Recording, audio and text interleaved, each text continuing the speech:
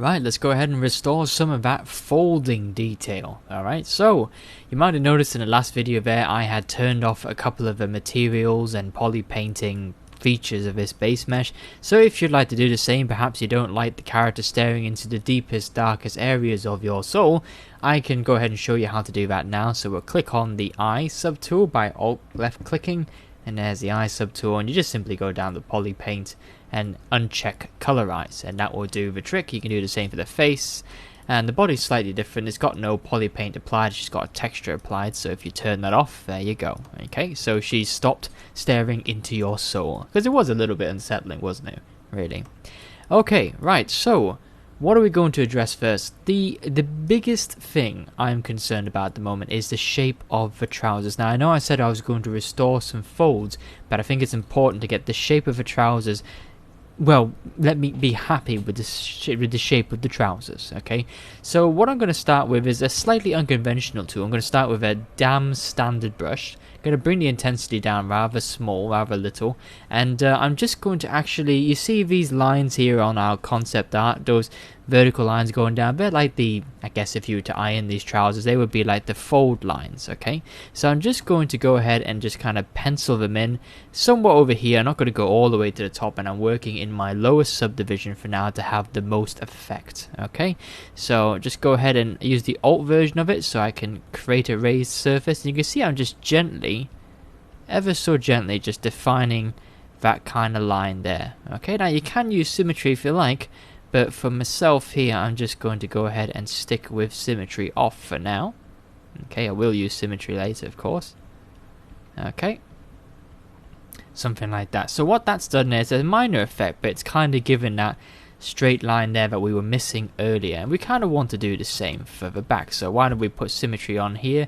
Make sure we go to transform and its local symmetry, and just make sure that it's roughly in the same place on both trouser legs where you'd want it to be. And I can see here it's not quite, so I'm going to turn that off by pressing X. I'm just going to do the same thing, okay, and just lightly graze that down all the way through to the middle, and then the same on the other side.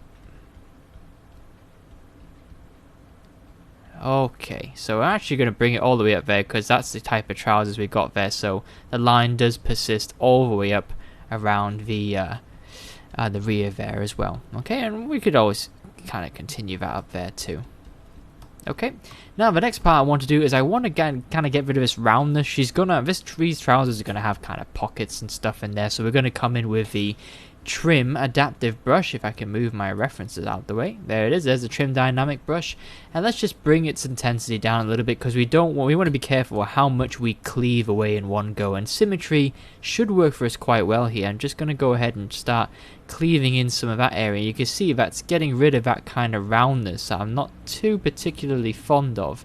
It's not exactly what I'm looking for these trousers, and there you go. That's a better fit. So just to kind of give you a see that there, that's now being kind of flattened a little bit, and I just prefer the look of something like that instead. Okay, so just go ahead and keep going down there, and there we go. We're getting a nice effect there where the trouser legs are rather straight. I'm just going to turn off symmetry for the time being and just make sure I have that the way I want it to be. Yeah, okay, starting to look a bit better now. It's starting to look more like the trousers I had in mind. Okay, now we don't want to kind of get rid too much of her kind of body underneath, her anatomy underneath, but we do want to have the feeling that these trousers are well fitting, let's say. We wouldn't say tight, but well fitting. They're not slacks, you know, despite what I might have called them previously. Now this is a problem area here, so you see if I try to use a trim dynamic brush in the middle, it just gets merged because they're too close together. So we'll kind of move away from there for now, and we'll just carry on around the outside edges for now. Don't worry if this kind of sculpted, the folds are disappearing, that's easily got back again. Right, so we're going to have to turn symmetry off here. Let's do that by pressing X, hold down Control, drag a selection box from empty space, and we just mask one leg off for now. And then we come in and we can now do the inner thighs quite safely without causing that weird kind of glitch in the middle there. Okay, so just the same thing we were doing on the outside of the legs there, we are now doing on the inside. Okay, and don't forget down here beneath the knee as well. Now this is a stylistic choice. If you like your trousers to be more round and whatnot, then obviously you don't have to do this, but this is something I like to do. Just control click an empty space, flip that mask, and oh careful, and always have your key, your pinky, close to the Control Z buttons on the keyboard, because you never know what catastrophic cracking of a monster of mistakes and glitches you may unleash unintendedly, or ZBrush might just kind of do something that is unprecedented and unparalleled, and before you know it, you've made a mistake and you have to go back. So the Control Z key is your best friend. Okay, so that's quite a significant change from the trousers we had earlier there to these. It looked much more straight now. They look much more kind of, I don't know, what would the term be? Pressed, I guess? I don't know. They look a bit more, I don't know. The vocabulary in particular term kind of eludes me at the moment, but I think you can see what I mean. So we're just going to do for the same thing there on the side view as well. You can see there, it's a bit round here. I want that to be a bit straighter, a bit flatter. There we go. Okay, so again, just coming in and making some stylistic tweaks. And same here. You notice I'm avoiding the center line just a bit, but you can, of course, attack it. But notice that when you do attack it, it does disappear. So if you do that, which I think is essential here at this point in time, we will have to kind of go in and put that back in, unfortunately. But it's all part of the process. So don't be too worried about that. And notice I'm not actually looking at any reference at the moment. I'm just kind of tweaking the garments to something I like. Something I like the look of generally.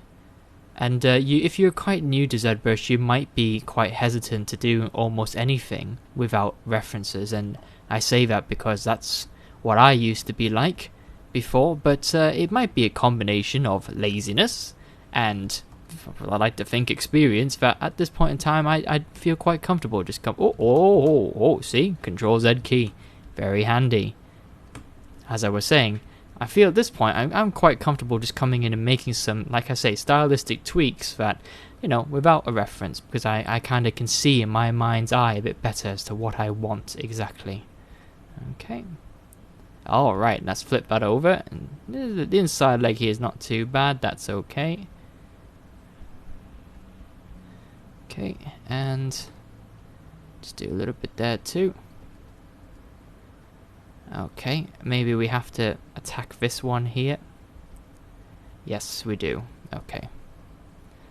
Get rid of that center fold line, unfortunately, in the light of trying to get that a bit flatter looking. Okay, and now let's go around with Smooth Brush. Let's bring the Smooth Brush down to half its intensity, just so that we don't run the risk of destroying the very temperamentally kind of kept folds from Marvelous Designer there. They can be quite temperamental, so we don't want to just go away mindlessly smoothing anything we can see. Okay, right, with that done, let's go ahead and put that center line back in. Let's remember the settings, so we just simply go down the middle again. Okay. And of course this now will look more in line with what we've just done. We've flattened it all because it has been somewhat flattened. Okay, so instead of being built up, having the line drawn on a round kind of shape before, it's now having a line drawn on a flatter surface now. Okay. Oops, I keep nudging my mesh out the way. Okay. Right, it's just something simple like that, doesn't have to be too much. Okay.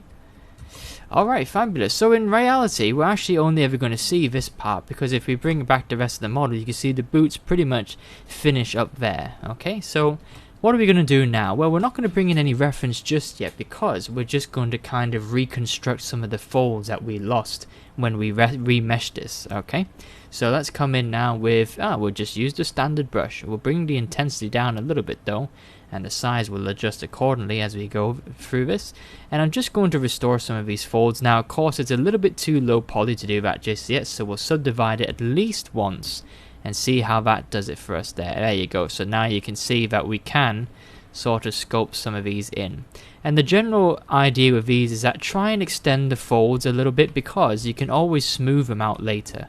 Okay, so it's a good idea to try and extend these folds that you see, just to keep the overall shape, and if it's too much you can always smooth it out later. Okay, so don't worry too much about kind of making these fold lines too long. Be adventurous, be bold, go ahead and grab it by the horns and just extend them.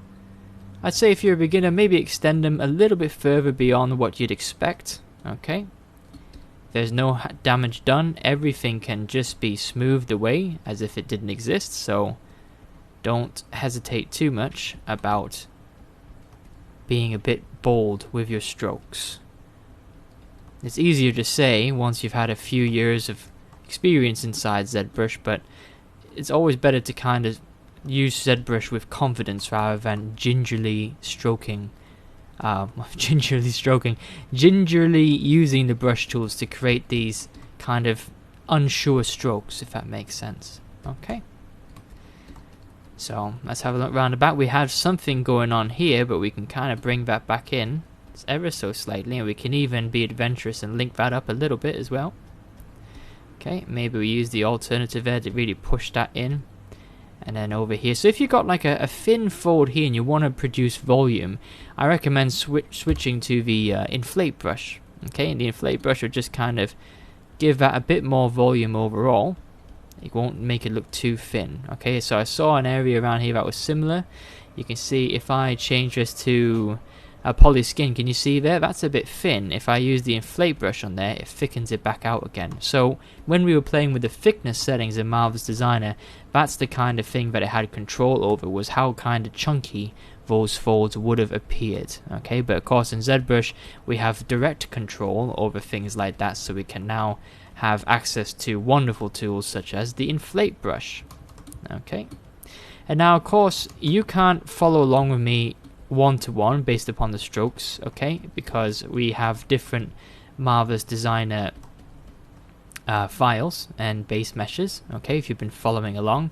So you'll just have to kind of see what I'm doing here, and I'll try my best to explain my process as I'm going through it, but hopefully you can kind of get a feel for just what exactly I'm doing here. I'm not doing anything too unique or on its own just yet. I'm just going through and restoring some of the folds I could see that again we lost in the ZRemesh process. Okay, that's the first stage first.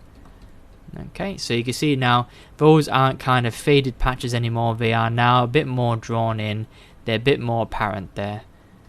And that's the goal of this particular stage at this point in time. It's just to bring them back into the fold. Haha! Puns! Of course. Expect lots of them. But that's just going to happen now. I'll do a quick and sneaky just fold there, just because I know that I want these kind of random direction folds going in there as well at some point, because folds like that or creases like that can just help break up the surface of that being completely round like that, you see? If we just do that again, and there we go. See, that stops it from being completely smooth edge. It's got some kind of interesting like notches in them. They're not really notches, but I think you know what I mean. Okay, let's come down to the knee area. Let's see what we can do. The knee, so very similar thing again. Keep it low power, just go through here, and any kind of crease you can see, just go ahead and embrace it, add it back in, be bold about it.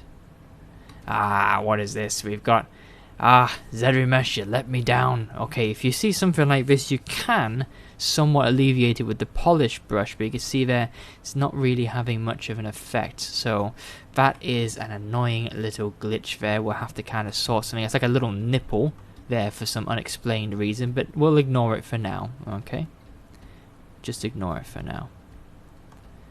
Okay, now some of you might be thinking, well, did I not want to pass this through Dynamesh once? Okay, and actually no. The reason for that being is that the mesh over from Marvelous Designer was actually already the correct sort of volume and proportions. I didn't want to change anything major, so Dynamesh at this point in time is not, well, for me at least, it wasn't an appropriate thing to use. But I mean, of course, if that's the way you like to work, you like to Dynamesh things as well, before you start Z remeshing things, just to make sure you've got the form exactly how you want, then of course you can feel free to do that. So I'm just increasing the strength of the standard brush there to help tackle these areas a bit more. Okay, bring it back down once I've done so. Okay, and then there, just kind of help that nook appear itself a bit more. Wow, that's fantastic English. To be a bit more apparent, let's say. Okay. And just around there. Okay, we can see we've got some kind of fold here as well. So let's just... There we go, something like that. This is the back of the knee, so it is going to be quite chopped in as well. Right.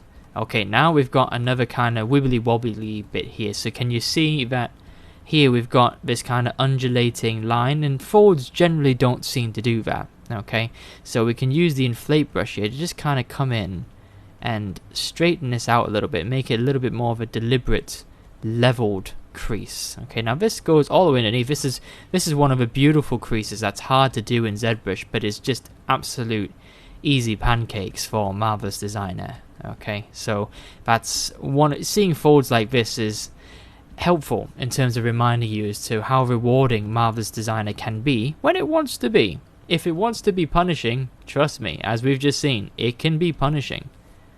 So I'm a firm believer that every software, be it from Microsoft Office, but particularly 3D software, has lives of its own that at one point in time, it just likes to mess with you.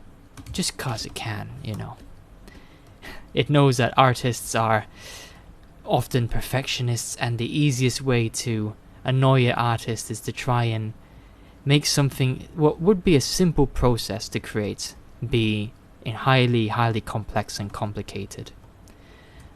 Okay, enough of me rambling on. I'm going to swap to my damn standard brush for something like this, and I'm just going to use that to continue that fold underneath there. But you can see I need to increase the power a bit, and I want to kind of finish this where I want it to be rather than it finishing there. So I'm just going to put that in there and then use the alternate version just to carry that on a bit, and you can see there that I've extended it, and I'm just letting it more finish out into a more gradual kind of fold there. Okay, and if you see anything that looks a little bit too bubbly, you can always come in with the trim dynamic brush and just kind of, I guess, flatten those things with the trim dynamic brush a bit if it looks a little bit too goopy.